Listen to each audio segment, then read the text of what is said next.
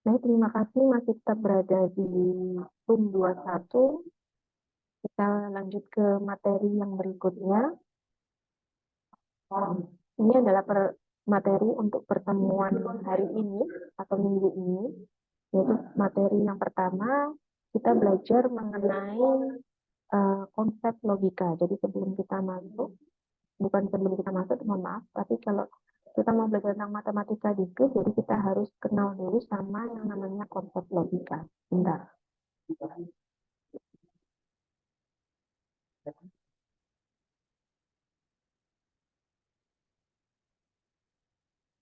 Nah, ini adalah konsep logika, kita materinya, yaitu ini masih tetap yang tadi ada kaitannya dengan pertemuan yang pertama, yaitu alasan dari belajar matematika diskrit itu apa. Nah, ini alasannya yaitu karena komputer itu adalah perangkat digital, dan perangkat digital itu dia beroperasi secara diskrit menggunakan unit terkecil yang disebut dengan bit. Nah, bit itu apa? Bit adalah satuan terkecil dalam penyimpanan data atau komunikasi digital yang terdiri dari angka biner. Nah, angka biner sendiri itu adalah kalau tidak 0 ya 1. Jadi angkanya cuma 2, 0 dan 1. Kemudian komputer itu adalah memiliki struktur atau rangkaian yang menggunakan matematika diskrit. Ini alasan dari belajar matematika diskrit. Kemudian di sini saya punya perangkat matematika atau perangkat yang biasanya digunakan dalam matematika diskrit. Yaitu nanti kita akan belajar tentang logika matematika, kemudian teori himpunan, dan yang terakhir adalah deretan. Sekarang kita masuk ke dalam logika. Logika itu adalah ilmu yang membantu kita dalam berpikir dan menalar. Menalar artinya adalah menjelaskan dari berbagai pernyataan. Misalnya di sebelah kanan ini saya punya contohnya. If, jadi kalau kita dulu di semester 1 sudah kenal dengan if, ada mata kuliah algoritma pemrograman. Nah, ini kita sekarang menggunakan if. If saya punya pernyataan 2 ditambah 3 sama dengan 13. Atau 3 ditambah 4 sama dengan 25.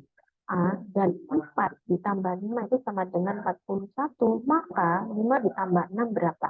Nah, dari sini logika kita akan bekerja. Jadi kita akan menalar, kok bisa ya 2 tambah 3 itu sama dengan 13. Padahal kalau kita berpikir secara biasa, 2 tambah 3 itu adalah 5. Oh, ini bisa 13. Nah, ternyata dari sini kita mencoba untuk mencari penyelesaian dari permasalahan-permasalahan ini. Ternyata 2 tambah 3 sama dengan 13 ini didapat dari 2-nya dikalikan 2 dulu. 2 kali 2 yaitu 4, ditambah 3-nya dikalikan 3, jadi dikalikan diri sendiri. 3 kali 3 sama dengan 9, ditambah 4 yaitu hasilnya 13. Sekarang kita coba yang permasalahan yang kedua, benarkah kalau dikalikan diri sendiri terlebih dahulu hasilnya adalah sama dengan sesuai gitu ya. Sekarang kita coba 3 ditambah 4 sama dengan 25. Nah, 3-nya dikalikan dengan dirinya sendiri. 3 kali 3 yaitu 9. Ditambah 4 dikalikan dirinya sendiri 4, 16. Jadi 16 ditambah 9, oh ternyata benar hasilnya 25 dan seterusnya. Maka berarti kita mendapatkan jawaban di yang paling bawah sendiri. Ternyata 5 ditambah 6 itu hasilnya berapa? Nah, ini dikalikan dirinya sendiri terlebih dahulu baru ditambah. 5 dikalikan 5 yaitu 25. Ditambah 6 kalikan 6, 36. Ternyata 36 tambah 25 itu berapa hasilnya? Nah, itu adalah hasil dari kita menalar atau hasil dari kita berpikir secara logika. Itu yang dinamakan logika. Nah, kemudian logika itu adalah penalaran yang didasarkan pada proposisi. Proposisi itu apa? Proposisi adalah kalimat deklaratif atau pernyataan. Nah, pernyataan itu bisa bernilai benar dan juga bisa bernilai salah. Kalau benar dia bisa diasumsikan nilainya adalah 1, sementara kalau salah dia diasumsikan nilainya adalah 0. Tetapi kita tidak bisa nilainya itu keduanya. Tidak ada nilainya 1 dan 0 atau 0 dan 1 tidak ada.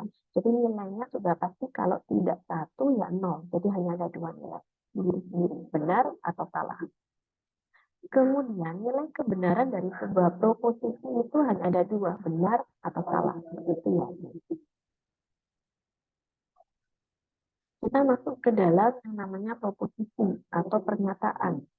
Jadi contohnya di situ saya punya 7 adalah bilangan ganjil. Apakah itu sebuah pernyataan? Iya. Kemudian yang kedua, apakah itu sebuah proposisi? Kalau dia pernyataan, berarti dia sudah pasti proposisi. Ya. Kemudian ada yang ini pertanyaan dari yang ini. Apakah nilai kebenaran dari proposisi tersebut? Dari nilai kebenarannya seperti yang saya bilang, nilai kebenarannya hanya ada dua. Kalau bukannya hanya ada benar dan salah. Kalau benar itu 1, kalau salah itu 0. Nah, kalau kita lihat dari sini, apakah nilai kebenaran dari proposisi tersebut? Benarkah 7 itu adalah bilangan ganjil? Benar. Berarti jawaban dari yang C ini adalah benar. Kemudian, di sini saya punya pernyataan lagi. Ibu kota Provinsi Jawa Timur adalah Bandung. Apakah itu sebuah pernyataan? Ya, itu adalah pernyataan. Apakah dia sebuah proposisi? Jawabannya adalah ya. Karena dia pernyataan, maka berarti dia termasuk ke dalam proposisi ini. Kemudian, apakah nilai kebenaran dari proposisi tersebut? Nilai kebenarannya gimana? Benar atau salah? Ibu kota Provinsi Jawa Timur adalah Bandung. Kira-kira benar atau salah? Gimana? Jadi yang C, nilai kebenaran dari proposisinya adalah salah. Ibu kota Provinsi Jawa Timur itu bukan Bandung, tapi Surabaya. Seperti itu. Ada lagi contohnya di sini, saya punya contoh. Buanglah sampah pada tempatnya. Apakah dia sebuah pernyataan? Bukan. Apakah dia sebuah proposisi? Bukan. Karena dia bukan pernyataan, maka dia juga bukan proposisi. Kemudian untuk nilai kebenarannya gimana? Jadi nilai kebenarannya tidak bisa ditentukan. Kenapa tidak bisa ditentukan? Karena dia bukan merupakan pernyataan. Dan dia juga bukan merupakan proposisi. Jadi dia tidak punya nilai kebenaran. Nah, buanglah sampah pada tempatnya ini termasuk ke dalam kalimat perintah. Jadi bukan proposisi, bukan pula sebuah pernyataan. Seperti itu contohnya ya. Kemudian saya juga punya seperti ini. X lebih besar dari 3. Apakah dia sebuah pernyataan? Ya. Kemudian apakah dia sebuah proposisi? Iya, karena dia pernyataan sudah pasti, maka dia juga sebuah proposisi. Kemudian untuk nilai kebenaran dari proposisi tersebut gimana? Nah, nilai kebenarannya ini belum dapat ditentukan. Kenapa? Karena kita belum tahu nilai dari X tersebut. Bisa jadi X-nya nilainya 5. Kalau 5 berarti ini nilai kebenarannya adalah benar. 5 lebih besar dari 3. Tapi kalau misalnya X-nya ini nilainya adalah 1 lebih besar dari 3, jawabannya adalah salah. Berarti nilai kebenarannya adalah salah. Nah, karena di sini kita belum tahu berapa nilai X-nya, maka nilai kebenarannya adalah belum dapat ditentukan. Seperti itu ya.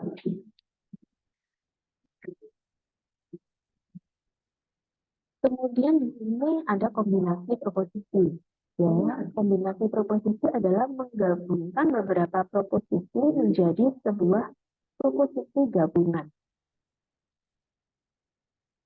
Misalnya dilambangkan dengan huruf P, Q, R, S, atau mungkin ada X, Y, Z gitu ya. Dan juga menggunakan operator logika. Operator logika itu apa? Nah, operator logika itu ada ini. Ada not, atau biasa kita sebut sebagai negasi, ada konjungsi, kemudian ada disjungsi, ada exclusive or, ada implikasi, dan ada implikasi. Ini adalah operator dari logika. Untuk penggunaan dari operator logika yaitu seperti ini. Misalnya di sini adalah negatif atau bisa juga disebut sebagai not. Lambangnya adalah ini ya, seperti ini. Ini lambang dari negatif. Nah, di sini penggunaan dari negatif adalah kalau kita masuk ke dalam tabel kebenaran seperti ini. Jadi misalnya tadi saya lambangkan proposisinya adalah P. Negasi dari P adalah lawannya dari si P ini. Jadi kalau P yang nilainya B, itu adalah benar atau satu, maka negasinya adalah S, salah. Negasinya adalah salah. Karena lawan dari benar adalah salah. Tapi kalau misalnya nilai dari P-nya itu adalah salah, yang ini salah, maka negasinya dari P itu lawannya dari salah yaitu benar. Jadi seperti ini cara penggunaan negasi. Hanya lawan dari nilai tersebut apa? Seperti itu. Nah, kalau dimasukkan ke dalam proposisi atau contoh dalam proposisinya adalah seperti ini. Saya punya pernyataan, saya punya proposisi Amir adalah mahasiswa dengan IPK 3,2. Dari proposisi ini disuruh menentukan negasinya. Seperti apa negasinya? Maka jawabannya adalah yang ada di bawahnya. Amir bukan mahasiswa dengan IPK 3,2. Jadi di sini saya menggunakan kata bukan. Jadi yang di atasnya ini adalah menyatakan bahwa Amir adalah mahasiswa dengan IPK 3,2, tapi di bawahnya adalah lawannya, yaitu Amir bukan mahasiswa dengan IPK 3,2. Atau contoh yang kedua, di sini saya punya matematika diskrit bukan mata kuliah ekonomi. Berarti lawan dari yang nomor 2 ini adalah yang di bawah. Matematika diskrit adalah mata kuliah ekonomi. Karena di atas sudah dinyatakan bukan, berarti bukannya ini berarti tinggal dihilangkan. Lawannya kita ganti, matematika diskrit adalah mata kuliah ekonomi. Seperti itu penggunaan dari negasi. Kemudian kita punya konjungsi. Konjungsi ini dan kata hubungnya adalah dan. Lambangnya adalah seperti ini. Untuk tabel kebenaran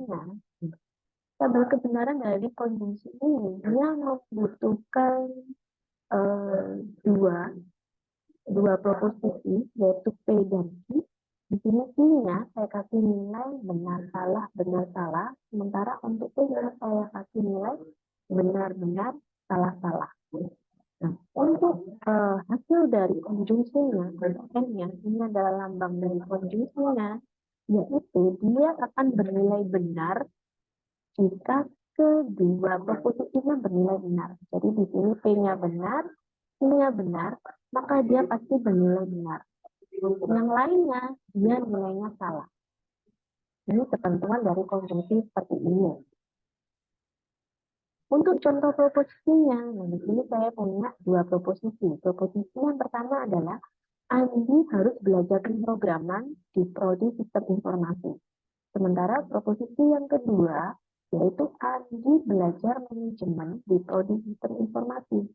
Untuk menghubungkan kedua kalimat di atas ini menggunakan operator logika konjungsi, maka jawabannya adalah Andi harus belajar pemrograman dan karena konjungsi itu dia menggunakan kata hubung dan, maka di sini jawabannya adalah kuncinya adalah ini dan. Jadi si Andi harus belajar pemrograman dan manajemen di prodi sistem informasi. Ini adalah contoh proposisi untuk konjungsi. Kemudian di sini ada operator logika disjungsi. Disjungsi itu bisa tanda hubungnya adalah or. Or ini kalau di bahasa Indonesia yaitu atau. Untuk lambangnya seperti ini, kebalikan dari konjungsi, lambang disjungsi seperti ini. Kemudian untuk penggunaan tabel kebenarannya, istilahnya ini adalah tabel kebenaran ya. Di sini Q-nya nilainya sama seperti yang di konjungsi tadi, yaitu benar, salah, benar, salah. Sementara untuk T-nya yaitu benar-benar, salah-salah. Kemudian untuk nilai disjungsinya sendiri seperti apa? Jadi untuk nilai disjungsi, dia akan bernilai salah kalau semuanya salah. Nah, jadi kalau P-nya salah, kemudian Q-nya salah, maka dia akan bernilai salah. Selebihnya nilainya adalah benar. Ketentuannya seperti itu. Harus diingat-ingat perbedaannya. Kalau konjungsi tadi, dia akan bernilai benar jika semuanya benar. Tetapi kalau di disjungsi, dia akan bernilai salah kalau semuanya salah. Untuk contoh proposisinya, yaitu seperti ini. Misalnya untuk proposisi yang pertama, saya punya Maya akan mengikuti riset teknologi agar lulus. Sementara proposisi yang kedua yaitu saya di sini tulisannya Maya akan membuat skripsi agar lulus. Gimana caranya agar kedua proposisi ini bisa dihubungkan menggunakan operator logika disjungsi? Maka jawabannya adalah seperti yang di bawahnya, yaitu Maya akan mengikuti riset teknologi atau di sini ada kata hubungnya, yaitu kata hubungnya atau membuat skripsi agar bisa lulus. Ini cara penggunaan disjungsi pada proposisi. Kemudian di sini saya punya operator logika eksklusif OR atau bisa juga disamakan XOR. Ini adalah lambangnya. Kemudian untuk tabel kebenarannya seperti ini. Jadi tabel kebenarannya bagaimana untuk yang XOR? Dia akan bernilai salah jika kedua pernyataannya sama. Jadi di sini pernyataan yang P itu nilainya benar, pernyataan yang Q nilainya benar, sama-sama bernilai benar. Maka dia jawabannya nilainya adalah salah. Kemudian yang di bawahnya juga pernyataan P-nya salah, sementara pernyataan Q juga salah. Karena pernyataan nilainya sama-sama salah, maka untuk XOR-nya atau eksklusif OR-nya jawabannya adalah salah. Kuncinya di situ. Jadi kuncinya adalah jika kedua pernyataan nilainya sama, maka jawabannya adalah salah. Selebihnya lawan dari salah, yaitu jawabannya adalah benar. Untuk contoh proposisinya, di sini saya punya kalimat pemenang lomba akan mendapatkan hadiah sebuah sepeda motor atau jalan-jalan ke Korea. Nah, dari kalimat di atas, pemenang lombanya itu hanya mampu atau hanya diperbolehkan untuk memilih satu hadiah saja. Jadi nggak bisa kedua-duanya diambil. Itu namanya adalah exclusive OR. Jadi pemenang lombanya hanya akan mendapatkan hadiah sebuah sepeda motor. Katakanlah seperti itu. Atau pemenang lomba hanya akan mendapatkan hadiah jalan-jalan ke Korea. Misalnya seperti itu. Jadi proposisi exclusive OR dia hanya untuk memilih salah satu tindakan, tidak bisa kedua tindakan. Misalnya di sini saya punya contoh yang lain. Saya punya proposisi berdasarkan nilai raport, Kinan harus memilih masuk jurusan sistem informasi atau jurusan fisioterapi. Jadi dari nilai raportnya ini, Kinan harus memilih masuk jurusan mana. Apakah dia mau masuk sistem informasi atau apakah dia masuk fisioterapi. Dia tidak bisa memilih untuk kuliah di kedua jurusan tersebut secara bersamaan. Jadi harus pilih salah satu. Ini adalah contoh dari proposisi eksklusif OR. Jadi harus memilih salah satu, tidak bisa keduanya. Kemudian masuk ke dalam operator logika implikasi. Implikasi ini bisa dinamakan sebagai jika maka. Lambangnya adalah seperti ini. Di dalam implikasi, tabel kebenarannya yang harus diingat yaitu dia akan bernilai salah jika pernyataan pertamanya benar, sementara pernyataan keduanya salah. Ini nilainya adalah salah.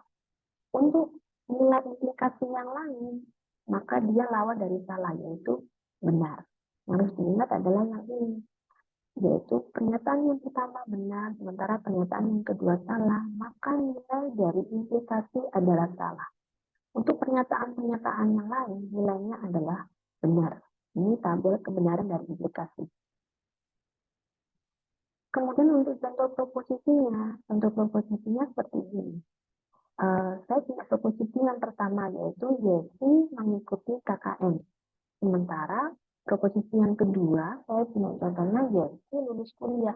Gimana caranya untuk menggabungkan dua proposisi ini menggunakan operator logika implikasi? Maka jawabannya adalah jika. Implikasi itu adalah jika dan maka. Jika dan maka. Di sini ada jika maka. Jawabannya adalah jika mengikuti KKN, maka Yesi akan lulus kuliah. Dari kedua kalimat yang di atas ini, jika dia dihubungkan menggunakan operator logika implikasi, maka jawabannya seperti ini. Jika mengikuti KKN, maka Yesi akan lulus kuliah. Itu. Berikutnya ada operator logika diimplikasi. Implikasi ini jika dan hanya jika. Jadi bedanya kalau implikasi itu adalah jika maka, sementara untuk diimplikasi ini adalah jika dan hanya jika. Lambangnya adalah seperti ini. Untuk tabel kebenarannya, nah tabel kebenarannya ini adalah dia akan bernilai benar jika kedua pernyataannya nilainya sama. Jadi antara pernyataan yang pertama dengan pernyataan yang kedua nilainya sama, maka dia akan bernilai benar. Yang bawah juga. Kalau kita lihat di sini, pernyataan yang sama antara pernyataan yang satu dan pernyataan kedua yang nilainya sama, yaitu yang paling bawah. Di sini ada P-nya, nilainya seperti ini. Kemudian ada Q-nya, nilainya juga seperti ini. Maka untuk diimplikasinya dia akan bernilai benar. Ini diimplikasi lawan dari exclusive OR. Kalau exclusive OR yang tadi yang sudah dijelaskan di slide sebelumnya, dia akan bernilai salah jika kedua pernyataan memiliki nilai yang sama. Tetapi kalau diimplikasi di sini, dia akan bernilai benar jika kedua pernyataannya memiliki nilai yang sama. Jadi kalau exclusive OR salah, kalau diimplikasi benar.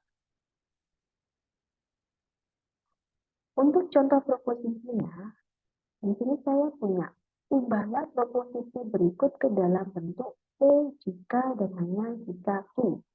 Di sini saya punya yang pertama proposisinya yaitu Anda akan lulus jika Anda mengikuti skripsi dan Anda akan mengikuti skripsi jika Anda ingin lulus. Jawaban dari proposisi yang pertama itu adalah yang bawah ini. Jadi dari kalimat yang ini, gimana caranya kalau kita mau menggunakan operator diimplikasi ke dalam proposisinya? Yaitu penyelesaiannya adalah Anda akan lulus jika dan hanya jika Anda mengikuti skripsi. Di sini ada kalimat jika dan hanya jika. Ini menandakan bahwa operator logika yang digunakan adalah operator logika diimplikasi. Kemudian yang kedua, misalnya saya punya contoh lagi. Contoh yang kedua yaitu syarat cukup hari hujan adalah kelembapan udara yang cukup tinggi. Dari kalimat ini disederhanakan menggunakan operator logika diimplikasi yaitu jika dan hanya jika. Hasilnya adalah yang di bawah. Hari hujan, maksudnya adalah hari ini atau hari besok akan hujan jika dan hanya jika kelembapan udaranya cukup tinggi. Ini contoh dari penggunaan diimplikasi ke dalam proposisi.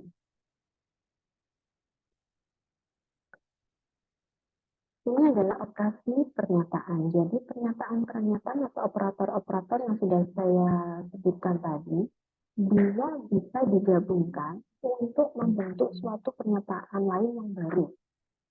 Misalnya di sini, saya punya pernyataannya adalah P dan Q. Nah, yang Q, ini pernyataannya seperti tadi ya, nilainya ada benar, salah. Sementara untuk P-nya, dia mempunyai nilainya adalah benar, benar, dan salah. Kemudian kalau dia dikerjakan secara konjungsi, jadi ini adalah lambang konjungsi, kami harus ingat konjungsi, kalau kita menggunakan tabel kebenaran, dia akan bernilai benar jika semuanya benar. Jadi di sini yang pertama, kita cari dulu nilainya yang sama jika bernilai benar semuanya, yaitu baris pertama. Jadi nilainya adalah benar. Sementara untuk yang baris berikutnya, karena nilainya tidak ada yang benar semua, maka hasilnya adalah nilainya salah dan salah. Kemudian, setelah itu, dari hasil yang ini dilakukan negasi. Ini negasi, ada lambang negasi di sini. Negasi itu lawan dari yang ini. Jadi, kalau yang tadinya benar, dia berubah menjadi salah. Yang tadinya salah, dia berubah menjadi benar. Dan seterusnya. Ini adalah operasi-operasi pernyataan itu untuk dapat digabungkan dan digunakan membentuk sebuah pernyataan baru. Kemudian di sini saya punya istilah yang namanya equivalen. Equivalen itu apa sih? Equivalen itu adalah jika pernyataan-pernyataan itu memiliki hasil akhir yang sama. Jadi misalnya saya punya operasi logika seperti ini. Jadi ada P dan I, kemudian dia dikonjungsikan, I, setelah dikonjungsikan, dia dinegasikan. Hasilnya adalah warna merah ini. Jadi nilainya adalah salah, benar, dan benar. Kemudian saya punya pernyataan logika yang kedua. Pernyataan logika yang kedua adalah negasi P dijungsi negasi Q. Seperti itu. Jadi kalau kita jabarkan cara pengerjaannya, ini adalah penjabaran dari cara pengerjaannya, dan ini adalah hasil akhirnya. Ternyata dilihat dari sini, hasil akhirnya adalah sama, yaitu salah, benar, dan benar. Yang kolom yang ini sama dengan kolom yang ini. Maka itu dinamakan equivalen. Berarti pernyataan antara negasi dalam kurung P konjungsi Q itu equivalen dengan pernyataan negasi P disjungsi negasi Q.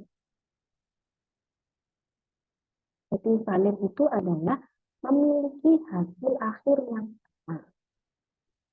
Kemudian kita juga punya istilah tautologi. Tautologi itu jika di dalam suatu pernyataan, ternyata nilainya benar semua. Seperti misalnya di tabel kebenaran di bawah ini. Hasil akhirnya nilainya adalah benar semua, yang ini. Nah, ini berarti dinamakan bahwa ternyata pernyataan E disjungsi negasi P itu dia nilainya adalah tautologi. Karena benar semua, maka dinamakan tautologi.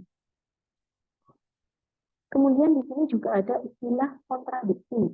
Kontradiksi itu adalah bernilai salah. Jika saya punya suatu pernyataan, ternyata pernyataan itu nilainya salah semua, seperti ini. Ini namanya adalah kontradiksi. Kemudian saya juga punya kontingensi. Kontingensi ini apabila di dalam sebuah tabel kebenaran ternyata pernyataannya itu nilainya ada yang benar, ada yang salah, campur, jadi itu namanya kontingensi. Kalau benar semuanya, misalnya dalam tabel ini saya punya nilai benar semuanya, itu dinamakan sebagai tautologi. Tapi kalau saya punya tabel kebenaran, kemudian nilainya salah semua, itu disebut sebagai kontradiksi. Nah, kalau nilainya campuran seperti ini, ada benarnya, ada salahnya, maka dia dinamakan sebagai kontingensi.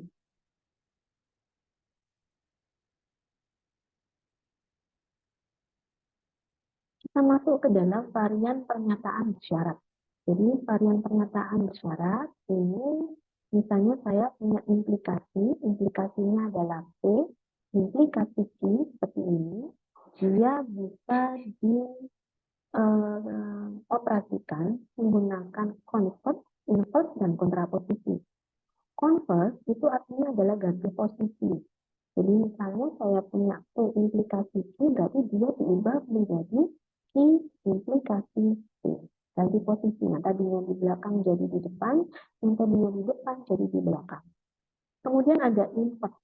Invert ini maksudnya adalah ganti tanda. Jadi kalau yang tadinya di atas P implikasi Q ini adalah tandanya benar, kemudian kita ubah ke dalam yang nilainya salah, jadi kita tinggal tambahin tanda negasi.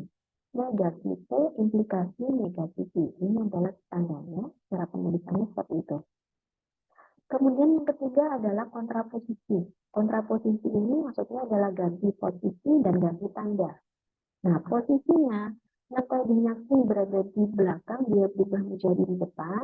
Yang P tadinya di depan, dia berubah menjadi di belakang. Kemudian untuk tandanya, tinggal kita tulis saja negasi. Seperti itu. Ini adalah cara penggunaan dari kontraposisi.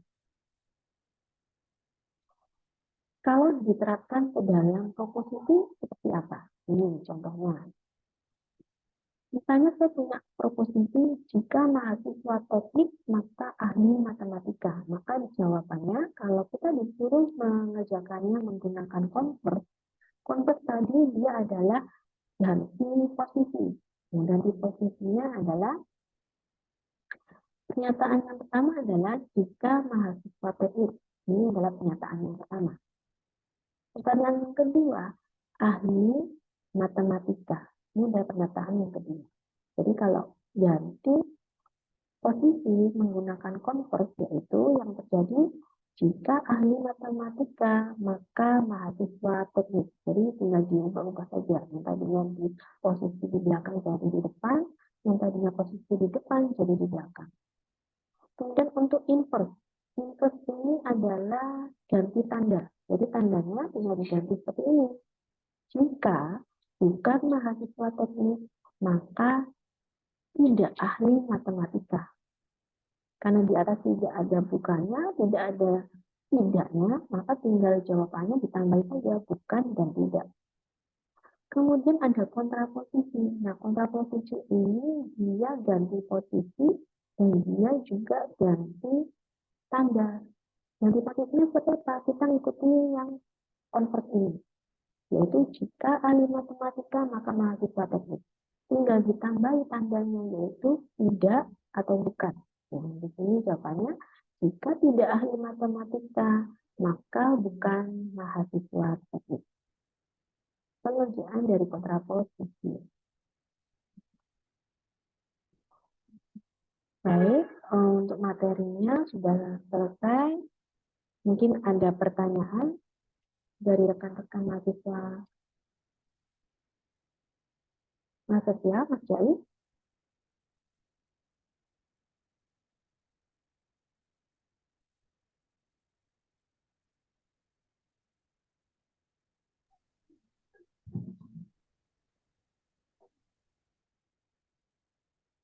Iya, cuma tidak ada ya. Tidak ada, Bu. Cukup. Gimana? Ada pertanyaan? Tidak ada, Bu. Baik. Kalau tidak ada pertanyaan, untuk PPT-nya ada di Cyber Campus, nanti bisa diunduh, bisa dipelajari sendiri. Kemudian Baik, Bu. untuk rekaman perkuliahannya juga nanti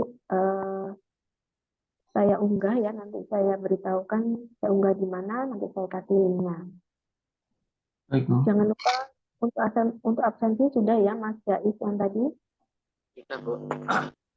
Baik, untuk absensi sudah. Saya akhiri untuk perkuliahan hari ini. Jangan lupa untuk minggu depan kita ketemu lagi. Setelah ini ada mata kuliah lagi, langsung ya lanjut ya. Atau nunggu dulu konfirmasi ke dosennya dulu ya. Ya, kayaknya dikonfirmasi dulu. Baik. Saya akhiri untuk perkuliahan hari ini. Terima kasih. Selamat menunaikan ibadah puasa. Sampai ketemu di perkuliahan selanjutnya. Wassalamualaikum warahmatullahi wabarakatuh. Waalaikumsalam warahmatullahi wabarakatuh.